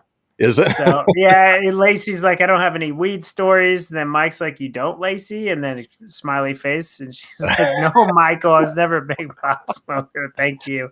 None that she wants to share anyway, which is, we'll respect that. She said the one time she did, her and her friend went to a grocery store, walked around giggling and eating sandwiches. And then the first time Michael ate one of his gummies for his back, we went to the grocery store and bought a cake and a big bag of candy donuts. Or a big bag of candy, donuts, and brownies. I was going to say, what's a candy donut? I don't know what that is. Yeah. A lot of munchy stories for sure. Yeah. Again, man, I don't think of too many. I could only think of a few times I've done it. And I remember First time I did it with Adam was we ripped his big old bong after Nicole and I broke up, and we watched Half Baked, and we ate a thing of Cheetos. Fittingly. That was all I really remember. All right, you know. Nothing super fun or cool, you know. There's nothing weird, wacky about it. It was pretty stereotypical. He got high, giggled, ate some fatty ass food, and that was about it. And that seems to be pretty much the consensus. Well, with that being said, let's go ahead and fire up the good old stereo app. Want to remind everybody, again, it's like life. Like a box of chocolates. You never know what you don't know what you get. It's like life. You don't know what you're going to get. Exactly. This one, you don't know. You say life is like a box of chocolates. Well, the app is like life, which is like a box of chocolate. It throws me off. Anyway, in any case, let's go ahead and fire it up. See what sort of wackiness we can get. All right. Looking for somebody. All right. How you doing? You're on the Kristian Fenix radio show. Doing well. How about you? Doing good. So we're talking, today is April 20th, 420, and talking about times where maybe something silly or wacky has occurred, while partaking in cannabis, marijuana. Any stories that you want to share on your end? Yeah. Okay. So this was back when I was 18 and I was still in high school. My last year, I partook in some of the Wacky tobacco, I guess you could say, and I went to a party. Mm-hmm. Well, my dad let me borrow the car at the time because I wasn't working. I came back home and I dropped the keys on the ground. And since I was high, I kept running into stuff. My dad walked out and he said, "Are you shitting?" Because I was in a position like I was bent down in a squatting position. My dad said, "You better not be shitting on my lawn. Are you shitting?" I'm like, no. And he's like, "Holy crap, he's shitting." And then he got mad. And he lifted me up because my dad's a strong guy. And he saw it wasn't on the ground. And I said, "I can't find the keys." And he said, and I said, that was bullshit. You thought I was shitting. And then every time I see my dad now, I always talk about the story when he thought I was shitting on the ground because I was high and I couldn't find the car keys. So. That is a fantastic story. I'm so glad that you shared it with us. That's a great one. Rolling along, but drop us a follow, and we'd love to have you back on for another segment in the future. All right, take care of yourself, brother. All right. Thanks, man. That was good. Hey, way to kick things off. First caller out of the gate. How are you doing? You're on the Kristian Fenix radio show. Or not. Tony with his... Wow, man. Man. All right. We're searching for a new talker. It is cycling through, looking for somebody to pick up. Anybody at this point. Yeah, we started so strong, I'd hate for us to teeter That's off. where it is, yeah.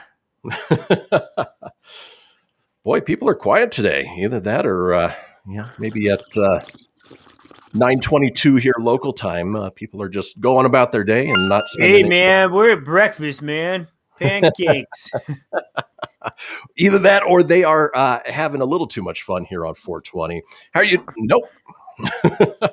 Man, we started off so strong too. So sad. All right, it is cycling through, and boy, it keeps bringing up one person that has skipped on, but they didn't want to talk the first time.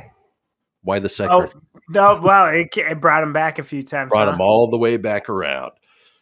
You know, this may be the one time that we've got to go to a commercial early because, yep, boy, wow. Wow. Well, I am encouraged by the fact that we got one strong one out of the gate. Had a couple fun stories, a little banter there between Mike and Lacey. And well, I guess he could kill time with weed movies. Favorite weed movie? Boy, that's a good question. Best stoner flick. Best stoner flick. Well, you already mentioned Half Baked, which I barely remember. I didn't really care for that one. Was it Jim Brewer in that one? Yeah, Dave Chappelle and somebody else. I forget. I'm out of you, man. I wasn't a big fan of Pineapple Express. Boy, I I was going to say the one that I saw most recently along those lines was This Is the End. That had, James Franco, Seth Rogen, Jay Baruchel.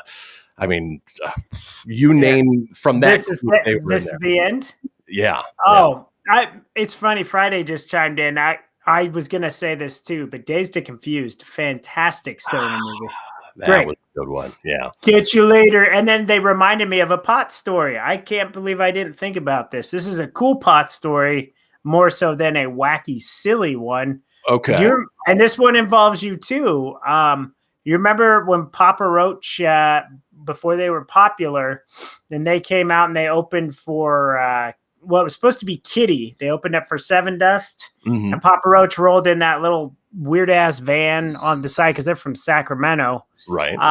Do you remember we smoked weed with Jacoby from Papa Roach on the side of some venue in Reno? That's right. Now totally forgot. I don't remember if that was the same concert or a different Seven Dust concert because we've seen same one where we smoked with LeJean. Yeah, exactly. That was a double whammy, man. We smoked with both Papa Roach and Seven Dust.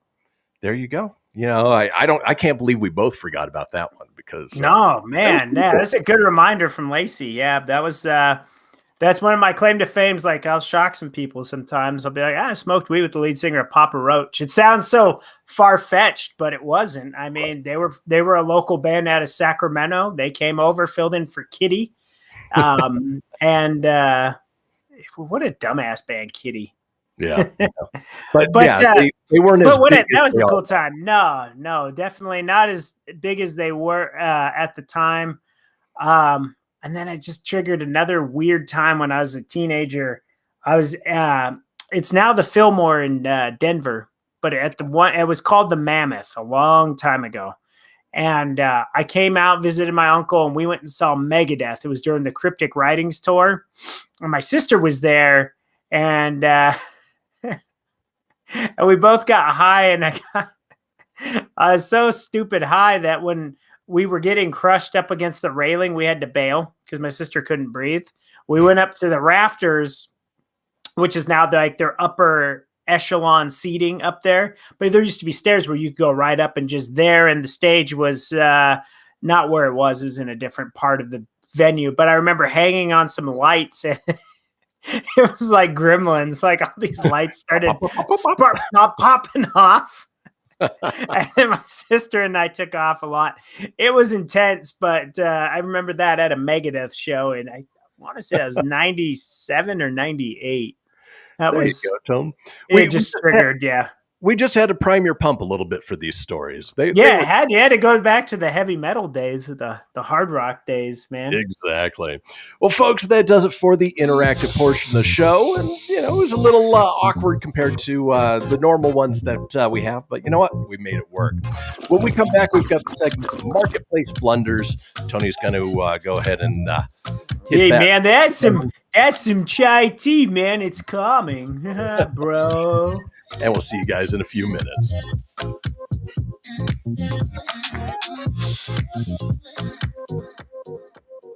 Okay, what are you wearing right now? Nothing. That's right. So mommy's going to teach you how to dress yourself. Underwear always comes first, name tag at the back, then pants, then shirt. Get the first button in the right hole or you have to start all over. Socks going first, then shoes, right on right, left on left. With shoelaces, just take the ends, cross them over, switch the loops, the rabbit goes down the hole, pull tight, and you're left with bunny ears. Got it?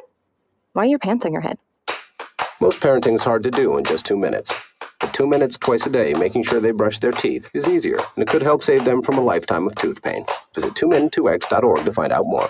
A message from the Partnership for Healthy Mouths, Healthy Lives, and the Ad Council. This message is for all of you sitting in the passenger seat. And apologies if it gets a little uncomfortable. But how does it feel to be at the mercy of someone who thinks a random text is more important than your life? Someone who takes their eyes off the road while speeding along in a 3-ton hunk of steel. Freaky, right? Well, why not just ask them to stop? Or better yet, volunteer to text for them. It might be a little awkward, but believe me, you'll live. Learn more at StopTextStopWrecks.org. Brought to you by the Ad Council and the National Highway Traffic Safety Administration. We are live outside the home of Joe and Rosie Goddard, where a pretty big tickle fight broke out just minutes ago. Sources say their father instigated the laughter. Let's go inside for a comment. Apparently, they have no comment. Dads, let this be a reminder that it only takes a moment to make a moment. Call 877-4DAD-411 or visit fatherhood.gov. Brought to you by the U.S. Department of Health and Human Services and the Ad Council. How's it going? I'm having a stroke. Are you going to shake my hand? I'm having a stroke. Wow, you're not even moving your arm. I'm having a stroke. When someone is having a stroke, they may not be able to say it with words, but their body language will tell you loud and clear. Look for FAST. F, face drooping. A, arm weakness. S, speech difficulty. T, time to call 911 immediately. Know the sudden signs. Spot a stroke fast. Visit strokeassociation.org. Brought to you by the American Stroke Association and the Ad Council. Hello, Kubo. What have you got planned for today? Come on, this way. Adventure can be found anywhere, but the best place to start is in the forest. It's the most powerful magic there is. Head outside to discover incredible animals. Wow. And beautiful plants that come together to create an unforgettable adventure. So grab your loved ones and explore a world of possibilities. Visit discovertheforest.org to find the closest forest or park to you. Brought to you by the Ad Council and the U.S. Forest Service. My teacher said that we should have a plan in case of an emergency. Do we have one? First thing I'm going to do is grab a flashlight with dead batteries. I'm going to start randomly throwing clothes in the bag. You two will be hiding in the closet and Dad won't be able to find you. And that's when we both start crying. Uncontrollably. Can you pass the cutlets? Winging it is not an emergency plan. Make sure your kids know what to do during an emergency, who to call, where to meet, what to pack. Search Ready Kids at nyc.gov or call 311. Brought to you by the New York City Office of Emergency Management and the Ad Council. You're listening to Fenix Media. Listen live and explore more great shows at phoenixmedia.us.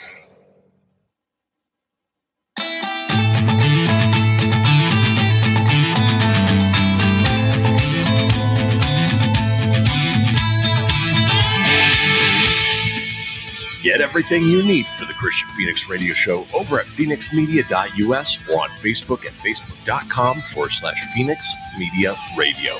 Now back to the show. And we are back, folks. This is the Kristian Fenix radio show, and we've got a little thing we talk about a couple times each show. It is the Fenix Line, our 24-hour day, 7-day-a-week voicemail line, giving you guys the opportunity to chime in on anything whatsoever.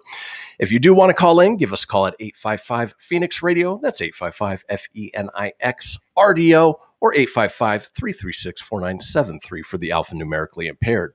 All we ask is that you keep it entertaining. We'll compile those together, put them out in a future show. Now, for tomorrow, we don't have a call-in topic. We've actually got a call-in contest. We're doing another edition of Fenix Face Off Tony Beatdown, where we're going to pit Tony against hopefully one live caller. Otherwise, he'll play on the caller's behalf in a contest to win a fabulous prize, which I'll determine. Fabulous! More than likely a Loot Crate subscription box. And, our affiliate sponsor here on the show. If you listen to the show, obviously you've heard the commercials as well.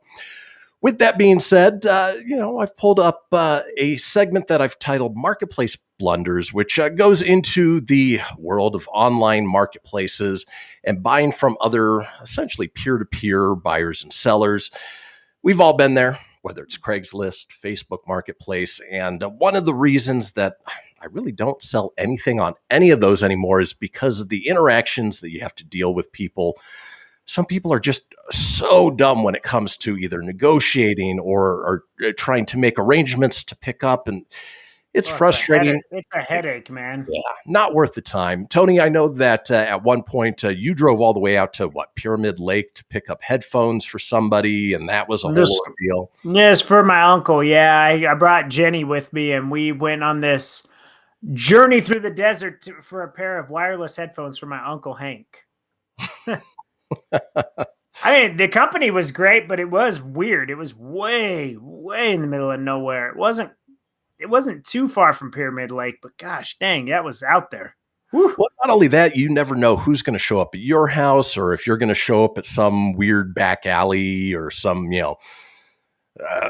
crap hole that, you'll never return from. There's a lot of possibilities out there. I find like your best thing to do is meet in a crowded parking lot. Like I see Craigslist deals go down at Costco often. Yeah, I do see that. So that's the way somewhere safe where there's at least there's people around. It's maybe not doing what I did, even though I brought Jenny with me. Like, sure, I had someone with me, but we also drove in the middle of nowhere. Like literally a dirt road in the middle of nowhere. It was weird. Yeah. Luckily, your bodies weren't dumped in the desert. But in any case, what we're talking about is marketplace blunders, interactions online that didn't exactly end well. Let's go ahead and start off with our first one. Shut up and take my money. Here's one where the potential buyer says, "Good evening. Is the drawer still available? And are you really giving it away for free?" The seller says, "Hi, yes and yes. If you'd like, you can come pick it up anytime today. I am home all day. Just let me know when you want to come. Thanks." The buyer says, "Oh, that's great. Unfortunately, I can't right now. Can you send me a pic of the drawer to make sure you really have it and it's in good condition as the pics you posted on Kijiji?" I don't know what that is. Kijiji! It's a business site. "I don't want any garbage." Seller posts a picture. It looks like a beautiful chest of drawers. The fact they're giving it away for free, awesome. They reply back, "Don't worry, I have it. By the way, my address is," obviously blanked out here, "for when you decide to take it." Here's where things start to go slightly awkward. The buyer says, "Not the best, but acceptable. And you will have to drop it off at my place since I can't come today and I want it today." The seller says, "I am sorry, I don't have a truck and I can't pick it up by myself. If you want it, you will need to pick it up from here. I'm sorry. Otherwise, I'll have to inform other people that it is still available. Let me know what you decide." The buyer, "And how do you think I'm supposed to pick it up? Go get a U-Haul truck or something if you don't have one. And you can come only after 9 p.m. I have guests before." Boy, this buyer is getting more and more unreasonable. The seller, "I'm sorry, I can't, won't do. I'm letting other people know it's available. Have a good day." The buyer, "What do you mean you won't do it? You expect to throw garbage away and expect people to come and get it? You said yourself you were home all day, so get off your ass and do something useful." Unbelievable. The seller, "Wow. Forget the snubber." Somebody, you're getting something for free. You can't expect the person to deliver it to you on their own time. How unreasonable do you have to be? Yeah. Well, and this is also worrisome because she already gave, or the person gave, that address out to that psycho already. And that's not a good thing. This is why it's never, ever a good idea to give them your address.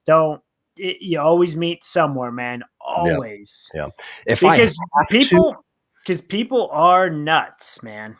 Yeah. If I have to give an address, if it's something I physically can't move from here, I'm telling them I'm waiting until they are on their way.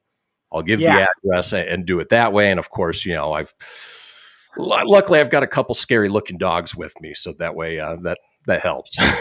Yeah. But it's definitely weird. I mean, back in the early days when Craigslist was new, I remember we used it a lot. And the weirdest thing was letting the people come pick up. Remember the boat anchor TVs? Like, they had the really beautiful, picture, but they were so dang heavy. I remember selling our Sony, and it was downstairs in the basement, and we had to have someone come pick it up, and it was awful. The guy, he reeked of BO, and his butt crack was hanging out. He was a slob, but him and his buddy came and picked it up, and they just stunk the high house, cigarettes and BO.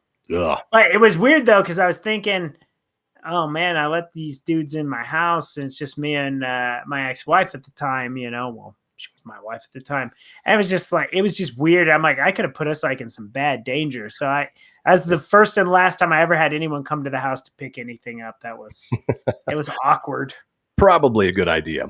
Well, let's keep moving on with marketplace blunders. Shut up and take my money. Online marketplace interactions that didn't necessarily end well. For instance, this one, somebody's advertising an outdoor electric grill for $100. All right, fair enough.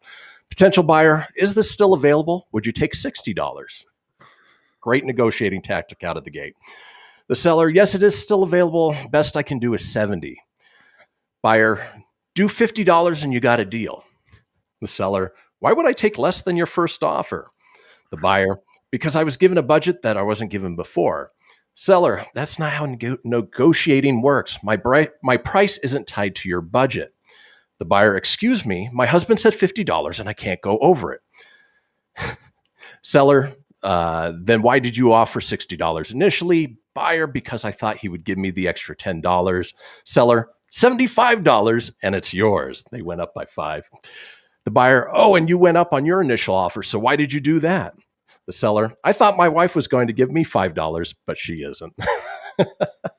Great interaction from the seller, but yeah, negotiation doesn't work that way when you offer something and then you offer less to come back at. Not quite. That's not how it goes at all. All right. Let's keep moving on, talking marketplace blunders. Shut up and take my money.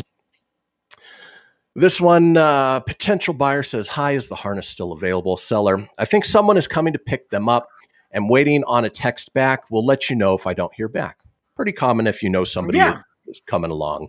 The buyer, okay, but it's for my kid's dog. I already kind of told her she could have it. Ha ha. The seller, why would you do that? The buyer, do what? Seller, tell your kid she can have the harness. Buyer, because you said they were free. Seller, they are free to the first person who wanted to come pick them up. Somebody else asked before you. The buyer, that's not fair. I already told her she can have them for the dog. Seller, look, I don't know why you did that, but if I don't hear back from the guy in the next 10 minutes, you can have it. 7 minutes. 7 minutes later, the buyer replies back, so? The seller, okay, your daughter can have them. Where do you want to meet? I live at blank. But if you want to do public, there's a McDonald's nearby at this address. I can meet you in the car park there. The buyer, how am I supposed to get there? And it goes on from there. Man. People, this is exactly why you meet in public places, because you deal with idiots like this all the time. I think this is why I got away from doing Craigslist. I got tired of dealing with morons like that. Right. And this doesn't even talk about the people, the scam artists, the people who say, I'll send you, $1,000 for that $100 item. And then what you do is you give me back, 800 and you can keep 200 of that, from a cashier's check. And the Nigerian scammer thing, because it's always the broken English. Hello, friend. People. Me very interested. Please send now. I like. Exactly. Oh, even worse is trying to sell a car online. No, you've done that. I applaud. You've done that and motorcycles. I don't know how you've done that, my friend. So a lot of that always seems like a big headache, and I'm like, I just go put it by the dumpster outside. I'm screwed. And then finally here in Marketplace Blunders. Shut up and take my money. Talk about unreasonable. So at 6:07 a.m., the potential buyer texts over, good evening, is this available? 6:07 a.m., good evening, is this available? The seller replies back, yes, it is. Immediately, the buyer replies back, please leave me alone, we are sleeping. Seller replies with a question mark. Buyer, no more contacting, please. Thanks, appreciate. Seller, you contacted me. The buyer, I know, I'm no longer interested. Please stop contacting me now. I will contact Attorney General if you do not stop. Thanks. You were the one who reached out. Sounds like somebody was partaking, or they were just really drunk, or something weird. Or call them 7 in the morning? Mood swings. Yeah. Exactly. But goes to show that just be careful when selling things online. Well, folks, that does it for this segment of Marketplace Blunders. When we come back, we are headed into the final segment of the show. It is time for This Day in History. Don't go anywhere. We'll be right back.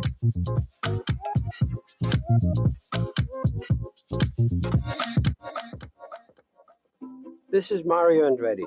You know me as a race car driver, but I'm also a Meals on Wheels volunteer. I've raced against the sport's biggest personalities, but I've never met more vibrant, amazing people than the seniors served by Meals on Wheels. You can make a difference by dropping off a hot meal and saying a quick hello. So, America, let's do lunch. Volunteer your lunch break at americaletsdolunch.org. This message brought to you by Meals on Wheels America and the Ad Council. People been saying to your friend, get a different face, and posting on their feed, they're super ugly. The things they say to them online are cruel and they're not true. So tell your friend, I'll stand up for you.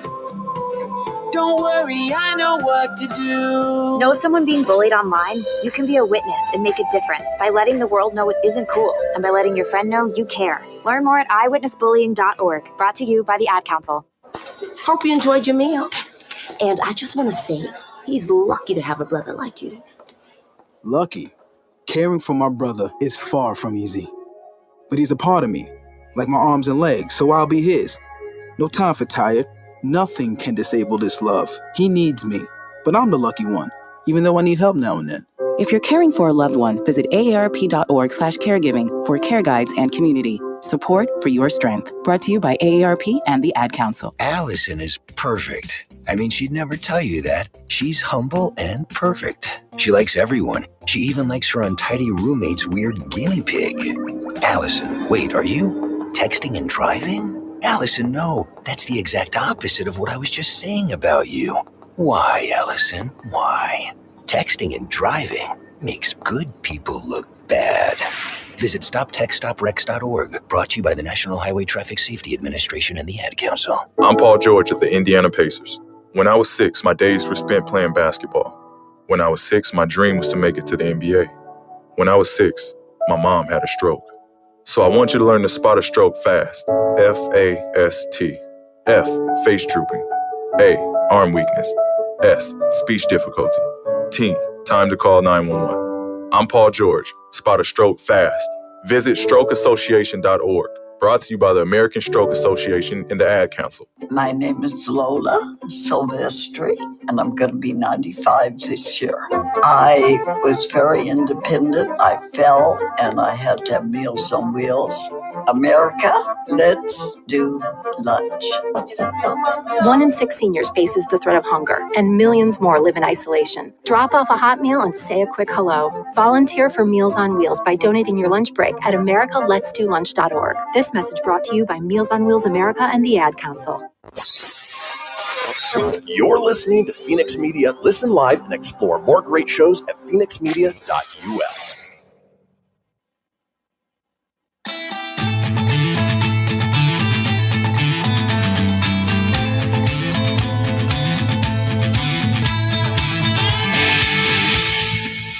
Get everything you need for the Kristian Fenix Radio Show over at phoenixmedia.us or on Facebook at facebook.com/Fenix Media Radio. Now back to the show. We are back, folks, to the final segment of this episode of the Kristian Fenix Radio Show. But you know what? If you missed a portion of the show or you want to go back and catch up on any of the previous shows, it's easy enough to do so. Head over to phoenixmedia.us, click on the show's link, scroll on down to the Kristian Fenix Radio Show. From there, you can get video, you can get audio as well, or head over to wherever you get podcasts. Apple, Google, Stitcher, Spotify, Anchor Breaker, TuneIn, iHeart, Doozer, Dozer, Geezer, Gozer. Are you a god?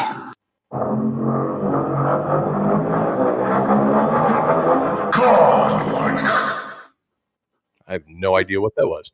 It was Godzilla's atomic breath. And then it was just somebody saying godlike, because I didn't want to do the dang roar because it was just too long. Well, if anybody could take on Stay Puft, I guess it would be Godzilla. It would be Godzilla. Well, folks, while you're there, sorry. Be sure to subscribe. That way you always have the latest episode. Leave a review. Let us know what you think. And tell your friends. Because why, Tony? Sharing is caring. Well, folks, sharing is caring, which is why we do this segment each and every day. Drop a little knowledge on you. Hopefully make you laugh at the same time. It is time for This Day in History. Crossing the globe for the stories that turn the world on its head. It's This Day in History with your correspondent on the beat, Kristian Fenix. Thanks, Siri. All right, let's go ahead and kick things off on This Day in History with this day in 1611, the first known performance of Shakespeare's tragedy Macbeth at the Globe Theatre in London, recorded by Simon Forman. And I don't recall what years Shakespeare lived in, if he was alive during that time, but they didn't have movie theaters back then. They didn't have things that you could go do aside from plays, so I would imagine that it would be just a fantastic experience to go out and see, this new guy that people are starting to talk about. Good old Bill Shakespeare. That would definitely be really neat to see, especially you never hear about actors back then or anything. You just hear about the playwright, William Shakespeare, which, great stuff, especially when you go all the way back there to the 1600s. nuts. Yeah. And like you said, I think a couple days ago, it'd be awesome to be an observer, go back and just witness how things were back in those times. We only sort of guess based on writings, but it would be awesome to actually see it. Not smell it, but see it. Yeah. It'd be crazy too. If you were able to do that, I wouldn't want them to see you. Like nothing plays out where they notice you or anything. Cause how creepy would that be? You go and you show up and everyone's just looking at you and you're like, oh no. And your funny clothes and your weird act. Yeah. Talk about get the hell out of there. Well, let's move on. This day in 1736, French mathematician Pierre-Louis Maupertuis begins Lapland expedition to measure latitude and shape of Earth, joined by fellow scientists. Oh, this is where they got the name from. Anders Celsius, right? Charles Etienne Louis Camus, Alexis Clairaut, and Pierre Charles Le Monnier. I don't think Friday and Mike got Anders from Anders Celsius. No. But hi, Anders. He's having breakfast right now. Yummy. Yeah, little handsome dude, little handers. The Celsius, man. You ever have a Celsius energy drink? Can't say I have. Quite refreshing. But can you take a guess on what he founded? Anders Celsius? Mm-hmm. Something in space. No, the Celsius unit of measurement for temperature. Oh. So we use Fahrenheit. People on the metric system use Celsius. Don't know why the difference, but yeah, that's what he's famous for. Oh, there you go. Astronomer. All right, Tony, get that electric guitar ready because this day in 1809, Napoleon and French forces defeat Austria at the Battle of Ebensburg in Bavaria. We all know how he celebrated. Headed over to Farrell's for that Piggly Wiggly trough. Excellent! Yes, we do get most of our history from Bill and Ted's Excellent Adventure. Which, ironically, were not stoners. No. But fun movies, nonetheless. All right, moving on. This day in 1862, the first pasteurization test completed by French Louis Pasteur and Claude Bernard. Obviously, Louis Pasteur named pasteurization. He was a bacteriologist, and that's what we utilize today to get rid of the bacteria in things like milk and cheeses and things along those lines that could otherwise kill us. Yeah, gotcha. But that's a good way to figure it out. They're like, we could do this, but we got to get rid of the bacteria. Exactly. Before that, people were just eating it willy-nilly, getting sick, and dying of a tummy ache. Ooh. Let's keep rolling on. Literally rolling on. This day in 1887, Georges Bouton wins the world's first motor race on a steam-powered quadricycle, a test organized by French newspaper Les Velocipedes. Crazy to think they were racing even back in 1887 when cars were nothing more than a little steam engine on a cart. Yeah, that's awesome. Yeah. Scary, but awesome. And I'm sure the top speed was like 12 miles per hour. Right. It was probably not a very fast race. No. I'm sure the crashes weren't all that, to write home about, not all that gruesome. No, definitely not. Let's keep rolling on. This day in 1896, the first public film showing in U.S. of John Philip Sousa's El Capitan premieres in New York City. I didn't realize that John Philip Sousa was also a director. We know he was a composer. Yeah, I didn't know either. Yeah, you learn something new. So, well, speaking of learning something new, this day in 1902, Marie and Pierre Curie isolated the radioactive compound radium chloride. We know that she didn't live much longer. Can you guess what she died from? Tuberculosis? No, cancer from radiation. No, there you go. Marie Pierre Curie. Woo. And there is a TV series that I want to say it's on Amazon or Hulu right now that's supposed to be pretty good, all about her life. Huh. That's sad, though. Yeah, die of radiation. Yep. Moving on, this day in 1939, Ted Williams' first hit off of Yankee Red Ruffing. It's a double. Baseball players don't have badass names like Red Ruffing anymore. No. You don't get a lot of that at all. Red Ruffing. Yum. Moving on, this day in 1962, NASA civilian pilot, little guy you've probably heard of, Neil Armstrong, takes the X-15 to 63,250 meters. Of course, that's before he landed on the moon. But, I applaud any of these guys who were first, because you won't find me even going out into space at this day and age, because too scary. Yeah, no interest in that? Nope, not at all. Nope. Like, I'll stay here. We're good. Yeah. Moving on, this day in 1974, Paul McCartney and Wings released the single Band on the Run in the U.S., which was probably the best song that he did solo. I always say it, he and the Beatles were better together than they were apart.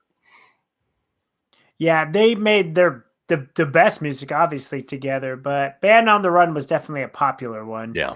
Hello, it's me, Paul McCartney. I'm a Beatle. I wrote Band on the Run. With a band called Wings. Speaking of other former Beatles, this day in 1976, George Harrison sings the Lumberjack song with Monty Python in New York City. If you're not familiar with that skit, it is hilarious. Basically, the song is, I'm a lumberjack and I'm okay. I wear women's clothes and I drink all day. And it sort of just kind of spirals out of control from there. It'd be fun to see George Harrison singing that. Yeah, I bet that would be pretty good. I'm glad you sang that, because I had no idea what the Lumberjack Man was. Yeah, look it up. I'm sure it's on YouTube somewhere. It probably is. YouTube. Moving on, this is probably the funniest headline of the day. This day in 1979, President Jimmy Carter is attacked by a swamp rabbit, which swam up to his fishing boat in Plains, Georgia. He's attacked by a rabbit and it made news. Wow. Crazy. Well, that's just kind of random, too. Jimmy Carter here, you little swamp rabbit, you better get out of here. You're going to get eaten by an alligator. I'm trying to fish here. Moving on, this day in 1990, Pete Rose pleads guilty to hiding $300,000 in income. Yes, we know he won't be inducted into the Hall of Fame anytime soon, but, hiding that income shouldn't bar him from the Hall of Fame. No. No, I don't know where I made all that money. I have no idea. And then, Pete. Finally, this day in history, this day in 1992, All-Star Concert in memory of Freddie Mercury is held at Wembley Stadium in London. And we were just talking about Bohemian Rhapsody. Great band, great musician, great artist. Good movie, too. Yeah, very great movie. I actually watched this. I watched this concert when I worked at Video Maniacs. I rented it because it had Def Leppard on there. Yeah. And that's kind of cool. It wasn't a bad show. Had a lot of rock bands on there, but I only really remember Def Leppard. Fair enough.